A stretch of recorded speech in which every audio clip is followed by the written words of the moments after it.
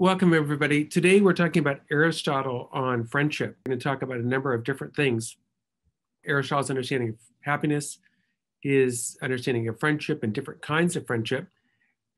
Today, we're talking about Aristotle's Nicomachean Ethics.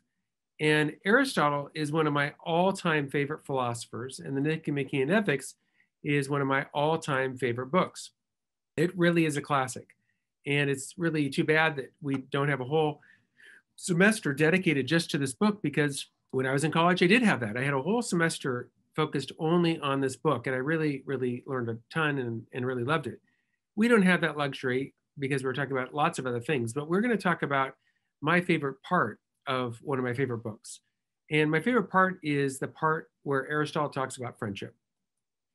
Aristotle contextualizes his discussion of friendship by talking about the nature of happiness. And for Aristotle, happiness is activity. Activity in accordance with virtue, in a complete life with friends. That's how he defines happiness. And note the last part is really important. Aristotle thinks, and I don't know if you guys agree, but that real happiness is only possible with friends. That is to say, if you tried to become happy and you had lots of money, lots of power, lots of whatever, but you really had no true friends at all, Aristotle at least argues that you couldn't be fully happy. So what do you guys think of that idea? Do you think Aristotle's right? Do you think friends are a necessary condition for happiness? Or maybe do you think Aristotle's wrong? That if you had enough money, enough power, enough fame, then you could be perfectly happy, even though you had no friends at all. Aristotle's understanding of friendship is what I would say we would say in English as like a best friend, or maybe a couple of best friends. So nobody really would say, oh, I've got 30 best friends. I've got 100 best friends. I mean, you can't. It doesn't make sense. I mean, if you're saying you have 100 best friends, you're just using the term best friends in a really weird way. People have a best friend, maybe two best friends, maybe three, but I mean, you can't have 100 of them. So when Aristotle talks about friendship, he's really talking about a quality best friend. And so he thinks about the different characteristics that a friendship has to have. And so what he says is, to be real friends, you need what? First, you need goodwill. His idea is that you don't really have a friendship with somebody if you don't will what's good for them. You will what's evil for them. And you may have had this experience where you thought someone was your friend, and then they did something, maybe stole something from you or did something horrible to you, and you realized this person is not even my friend, right? I thought so-and-so was my friend until they fill in the blank, stole something from me or whatever they did. So for Aristotle, you need to have goodwill. And then the goodwill needs to be mutual. So you need to have goodwill for that person, and that person has to have goodwill back for you. Friendship for Aristotle is always a two-way street. Imagine you're a fan of Tom Cruise or something, and maybe you give him a gift basket every year on his birthday. Well, I think Aristotle would say, well, Tom Cruise is not really your friend. I mean, you have goodwill for him, but he doesn't have goodwill back for you. So to be real friends, it has to be reciprocal. It has to be mutual. A third thing he says is that to be real friends with someone, you need to spend time together. And his way of putting it is he said you have to share a peck of salt together. And basically what that means, a peck of salt, it's like 5 pounds. So imagine, how many meals you'd have to share with someone to go through 5 pounds of salt, right? A lot of meals, a lot of time. And for that reason, he thinks that friendship is not going to be with tons and tons of people. You're not going to be friends with 50 people or 100 people. You can only be friends with a small number. So you have mutual goodwill, you spend time together, you have shared activity together. So Aristotle always thinks of friendship as doing something together, like you're talking, or you're playing a sport, or you're doing some hobby, but friends do things together of some kind. And then he notes that real friends share an emotional life. And basically what that means is, if you're really friends with someone, when things are great for them, you're delighted. You are super happy that their life is going so well. And if things are going bad for that person, then you're devastated. You're really sad with them. When something terrible happens, you cry with them. You really feel it. And you just feel terrible for them. So the idea is that you have a kind of a shared emotional life with someone who's your close friend, your best friend. And again, that's what Aristotle means by friendship. So Aristotle also talks about different kinds of friends. And the first kind he talks about are the friends of pleasure. The basic idea is that friends of pleasure, what brings them together, what they really care about, is not so much the person, but really the kind of pleasure the person gives. So this person's really fun, or this person is great to party with, or this person hooks up with me, or whatever it is. And that's really what you like about the person. It's not really the person himself or the person herself. It's sort of what they're giving you, which in this case is pleasure. And Aristotle argues that friends of pleasure are going to tend to be short lived. They're not going to be long lasting. Part of the reason he thinks that is that he thinks what is pleasurable tends not to be very long lasting. Over time, almost everyone shifts what they take pleasure in. So when you're a little kid, you might love to go to the playground, be in a jungle gym, and that gives you tons of pleasure. And now in college, imagine for most of you, you don't go to the playground and play in the sand anymore. You do other things. Maybe you go to bars and go to parties. Now, you may have noticed at most places you go, there aren't too many 60-year-olds there, I'm guessing. Now, why is that? Is it because the bar won't let them in? Well, maybe, but most likely it's because if you're older, it just isn't that fun to go to a crowded bar and hang out there. So people tend to shift over time what they take pleasure in. And for this reason, Aristotle thinks that pleasures or friendships of pleasure are inherently unstable. So what about a friend of utility? So Aristotle talked about this, and basically what he means is a kind of friendship where there's an exchange. It's almost like a business partnership without a contract. But the basic idea is maybe you're at LMU and you have no car. And then, your roommate has a car. And so you go out and, you use your roommate's car, and then you pay for the drinks when you're out. And it's sort of an exchange, right? Again, not like a business deal really, but a kind of informal almost business deal. And it could be exchange of all kinds of things, like, you're good at physics, so you help this person with physics, and then that person's good at English literature, so they help you with your English classes. And so, but there's this sort of exchange going on. Now, Aristotle's view about friends of pleasure, or utility rather, is that this kind of friendship also is going to be unstable. And the basic reason he thinks it's going to be unstable is that what's useful shifts over time. So if you are taking physics now, it might be really helpful to have someone good at physics kind of tutor you. But the semester is going to end, and then when physics is over, if that's the only reason that you were friends with this person, well, your friendship kind of won't survive, right? Because that's all it was about. Or if you're friends with somebody because they have a car, well, if you get a car for your birthday, well, that'll be the end of the friendship. So Aristotle basically thinks, look, a friend of utility is kind of inherently unstable because what's useful shifts over time. And if that's all your friendship is based on, well, you're just not going to continue to be friends with that person. This is going to be a fickle kind of friendship. This is going to be not a very deep or long-lasting friendship. Because basically what he says is in a friendship of utility, you don't really care about the person. You just care about what the person's giving you. They're giving you a ride. They're giving you help with physics. They're giving you a computer or whatever. So because you don't really care about the person, it's, again, not a very deep, lasting, or he thinks, and I don't know if you'd agree with this, but he thinks even a satisfying friendship. He thinks somehow these sorts of friendships are going to be kind of superficial and inferior. And his prediction is that if that is the kind of friendship you have, that those sorts of friendships will not last. The next kind of friendship he talks about, the last one, is what he calls a friendship of virtue. Aristotle thinks that a friendship of virtue includes the good part of a friendship of utility. So in other words, if you have a friend of virtue, that person's going to be very useful. Like you're trying to move, and like they'll show up on time and they'll help you move your stuff, and they're ready and willing to help you. But a friendship of virtue is based on not just what the person's giving you, but their character and who they are. So it's not just that you like the help they give, you like them. They are a high quality, good person. And likewise, a friendship of virtue has the good qualities of a friendship of pleasure. They're enjoyable to be around. You have a good time with them. But again, the friendship goes beyond that. because this is a good person who has these good qualities that really are lasting.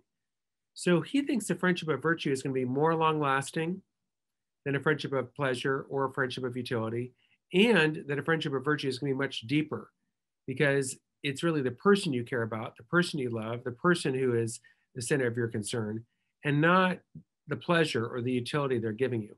So Aristotle, of course, doesn't use these terms, but we can. We can think of a friendship of utility like a level 3, level 4 friendship. And a friendship of pleasure is like a level 1 friendship. And a friendship of utility is like a level 2 friendship. And so if Spitzer's right about level 3 and 4 being more long lasting than level 1 or level 2, we'd expect, therefore, that a level 3 and 4 relationship is going to be more long lasting than a level 1 or level 2 relationship. Friendships can evolve or even devolve, right? So, and the reason is that human beings can evolve or an individual can devolve, right? Any one of us could grow and have more level 3 and level 4 happiness, and any one of us could devolve and only focus on level 1.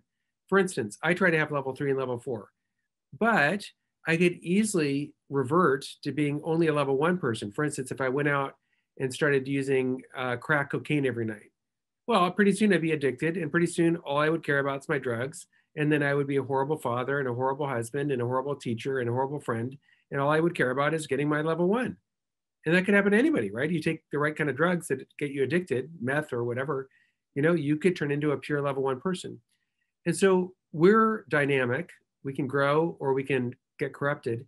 And also relationships are dynamic, right? They can grow or get corrupted. Now, one of the key differences for Aristotle, though, is that a friendship of virtue is based on both people, not one, both people being virtuous. And he thinks that virtue is a stable characteristic. Can a virtuous person lose their virtue? He says yes, but they'll tend not to because virtue is a habit and habits tend to be long lasting. Could you have a level 3 person, a level 4 person who loses it? Yeah. I mean, like anybody, if they started making bad decisions and they started, taking crack, or they could go off the rails and get crazy. But hopefully, if they've got a good habit developed, they're not going to even try crack, right? Let alone start developing a big habit for crack. Aristotle thinks this friendship of virtue is really the best kind of friendship. It's going to be the most long lasting. It's going to be the most enjoyable. It's going to be the most useful because the virtuous person is an excellent person. Now, what does he mean by virtue? Well, the characteristics that someone has to have to be a good person, a virtuous person, for Aristotle, there's 4 main characteristics. Virtue for him is an inner strength that enables a person to achieve happiness. If we use Spitzer's terminology, you might say virtue is an inner strength that enables a person to achieve level 3 and level 4 happiness. So one of the virtues is called justice. And justice is giving to each what is due to each. And Katherine Drexel, I think, is a great example of justice. She was someone who really did give to each what's due to each. She was an heiress who, kind of like Bill Gates's daughter in the 19th century. So she inherited an enormous fortune, and she spent her whole life giving all that money away. She founded schools, she founded hospitals. She had a special heart and dedication to helping Native Americans and African Americans get educated and get into a better situation. She founded a group of religious sisters that are still operative today that focus on justice and trying to make the world a better place. So she's a great exemplar of that. And Aristotle understood justice as giving to each what is due to each. So a just person is fair, right? If you make an agreement with them, they're going to hold up their end of the bargain. They don't steal from others. They don't murder others. They don't take away from other people. They don't drive drunk. They are a responsible person.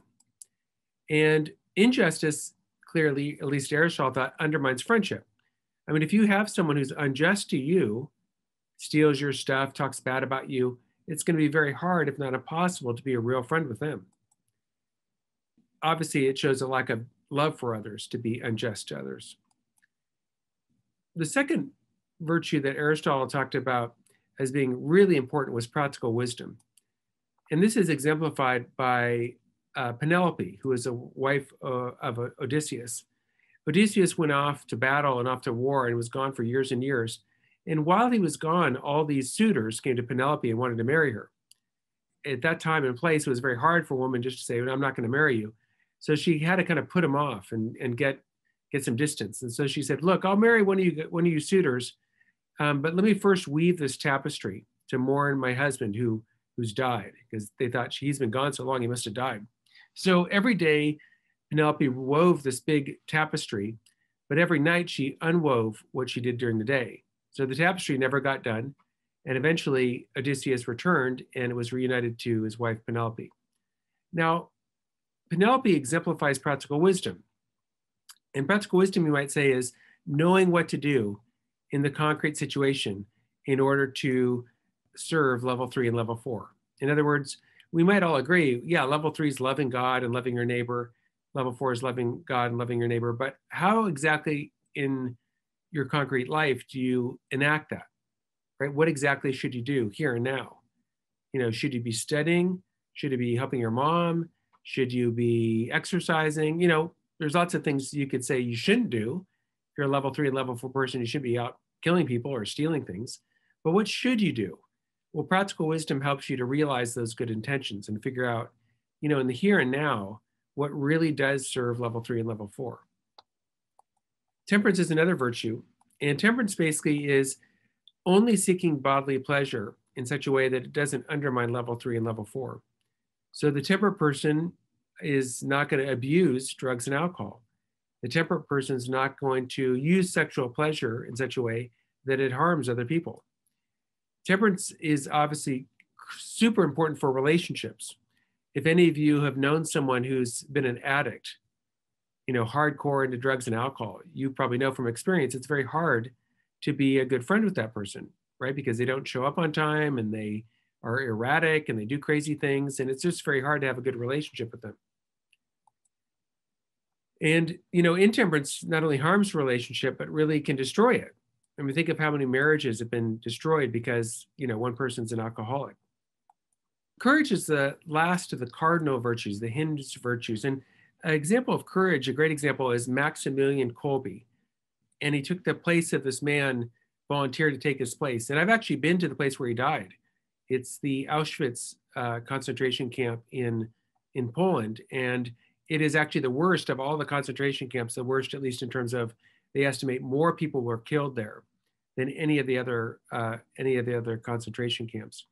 In any case, he is, I think, without doubt, a sterling example of courage. I mean, it takes courage just to survive or just to be in a concentration camp, of course, but he literally laid down his life to save someone else. And that man, that father that he laid down his life for, did survive. He ended up not getting killed. Then he ended up living to, I think, 60s or 70s or something. So his sacrifice really did pay off in terms of saving someone from death. So what is courage? That's obviously an unbelievable, heroic example of courage. But courage also can be thought of as basically pursuing the good despite setbacks and difficulties. In other words, if you're going to try to go after level 3 and level 4 happiness, it's going to be hard, right? There's no two ways about it. It's going to be hard. There'll be times where you want to quit. There'll be times where you're discouraged. There'll be times when it looks like you're going to fail. But if you have courage, you've got that inner strength and that inner toughness to continue to pursue level 3 and level 4, even though it's very, very difficult. If you have courage, in other words, you're not derailed by the difficulties of life. You're not destroyed when you have setbacks. So courage is a cardinal virtue, which basically means you need courage if you're going to have level 3 and level 4. Because one thing is certain, life is hard. There's no one who lives in this planet who comes away saying, well, that was easy, no problems ever. No COVID, no, riots, no problems, no setbacks. Of course, all of us are experiencing now grave problems and will experience problems in the future. So courage now enables us to be tough enough and strong enough to get through all these difficulties. Despite the problems that we experience, we can still find happiness. And courage is really important for relationships. I mean, think about a marriage, say. It's going to be very difficult to have a marriage that lasts until death do us part unless both parties have courage. And there's setbacks and there's problems and they fight through it.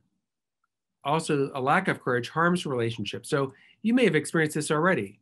Maybe you had a so-called friend who, when times got tough, left you alone, right? Maybe you had a so-called friend who didn't stand up for you when you needed someone to stand up for you and be your friend. So a lack of courage is, obviously harms relationships. And if we're going to be a friend of virtue, Aristotle thinks we need all these virtues. We need courage, we need temperance, we need practical wisdom, and we need justice. So how do you get those virtues? Well, Aristotle thought the way you get the virtues is by doing the acts of those virtues. In other words, we're going to progress more and more towards virtue. So this chart sort of shows the progression that when you maybe are a small child, you're lacking virtue and you don't even know right from wrong. But then when you get older, you realize, okay, I know right from wrong now. But oftentimes we do the wrong thing, right? We may know right from wrong, but we don't do it. And if we don't do it, we're not really virtuous. And eventually, Aristotle thinks if we know what's right and we do what's right, eventually we'll even desire to do what's right. And that's what he calls passion there. And eventually the idea is that we're an ordered person. Our intellect is ordered to the truth. Our will is ordered to the truth. And even our emotions are ordered to the truth so that we enjoy doing what's right. It's not just that we have to, or, oh my gosh, this is hard and I hate it. We actually like doing the right thing. And that's the progression of virtue that Aristotle talks about. Is a bad person friends with himself or herself? Aristotle has this idea that you can be friends with yourself. Think about the characteristics of friendship. Having goodwill. Well, you can have goodwill for yourself. Spending time with yourself. Well, obviously we spend time with ourselves often. Enjoying the same things. Willing what's good for yourself. Aristotle's view was that a bad person couldn't be a true friend. That is to say, Aristotle thought that bad people made bad, quote unquote, friends. They at best could be a friend of utility or maybe a friend of pleasure, but they couldn't be a true friend because a bad person, of course, lacks the virtues. The bad person doesn't have justice, so they're not going to give you what's due to you. The bad person's lacking courage and temperance, so they're not going to have those good characteristics. And a bad person is super selfish, so really any relationship they have with you or anyone else is basically going to be for that bad person's benefit. So they couldn't, he thinks, be a real friend to you or to anybody else.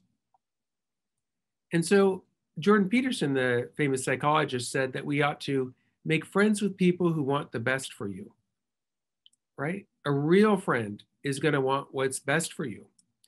And if Spitzer's right, what's best for you would be level 3 and level 4 happiness.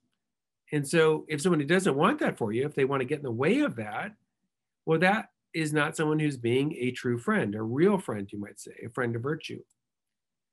Now, Aristotle did not talk about this, but Thomas Aquinas did. Aristotle thought we could not be friends with God because the distance between God and humanity was too great. But Aquinas, by contrast, thought we could, in fact, be friends with God because he thought that in Jesus, the gap, the distance between God and humanity was alleviated and closed up. So could he be friends with God? Maybe, maybe not. It depends on if Aristotle's right or if Thomas Aquinas is right. But let's talk a little bit about marital friendship. We talked about a friendship of pleasure, but what would be a marital friendship of pleasure? And what would be, do you expect, the characteristics of a marital friendship of pleasure? At least if it's in a typical marriage, there's going to be pleasure involved, right? They're going to be having sex and such. Aristotle's understanding of a friendship of pleasure is that that's basically all that is involved. That's the sole basis, as it were, for the friendship. So do you think that kind of relationship is going to last? So if all the couple has in common is hot sex and they get drunk and they get high and they go to Vegas and swing from the chandeliers, you think they're going to be celebrating their 30th wedding anniversary just based on that? You know, we have examples of super beautiful, super hot couples, right? She's a model, he's a model. They're just completely glamorous and beautiful. and they presumably have supermodel sex and they take drugs and they get high and they get drunk and then they get divorced after a year, right? I mean, that seems like that happens a lot, right? These kind of Hollywood glamorous couples. Fairly clear, right? That just beauty and glamour and all the pleasure that comes along with those things, it doesn't seem to be enough to make the relationship really lasting and fulfilling for either one of them. So, and then what would be a marital friendship of utility? Can you think of what that would look like? So it's sort of a almost like a business in a way, where each person's doing their thing or whatever, but it's not really. There's no real mutual respect there, because on Aristotle's view, if it's merely a friendship of utility, there's no good personal characteristics to be respected, right? Because these people are, on Aristotle's view, lacking the virtues if it's merely and only a friendship of utility. And then you could even think of the extreme case of like someone using someone else to stay in the country or get a, visa or whatever. I mean, you do have cases like that too, where it really is pretty explicitly using one person for something completely unrelated to the relationship. It seems like it won't be too lasting. I've heard actually a phrase that the person who marries for money earns every cent of it. So even though you might think, oh, it'd be great to marry someone who's super rich, if that really is all it's about, that probably is not a great sign, for the the quality or the lastingness of the relationship. Nar, how about you? What'd you come up with in your group? Yeah, so we talked about the same thing kind of, and like how you kind of need that like friendship of utility to a certain extent. Yeah, And like um what was I going to say? Um I feel like just like in general there's people who are totally like it's like this unspoken agreement that they're just fine with having that kind of marriage where they just do things for each other in exchange, and they're okay with not having that like emotional like deep connection, yeah, having that like physical connection and everything. And in that sense, I feel like it really just depends. I feel like it could work for those kinds of people who have that agreement. But for people who start off with like this amazing, like emotional relationship, and then over time it turns into like this friendship of utility, I think that's when it will fail because yeah, you've lost that connection that you had in the beginning. yeah, yeah. No, that if Aristotle's right, if a friendship of utility is inherently unstable, then you'd expect to find a marital friendship of utility also being inherently unstable. Now, by contrast, if you have a marital friendship of virtue or a marital friendship of infused virtue, both of those things would seem to be the kind of relationships that would tend to last, because it's not based on just an exchange. It's not based just on pleasure. It's based on actually a real respect and love for a lasting characteristic in each party. So that would seem like a much more stable basis, you might say, for a marriage than just pleasure or just utility.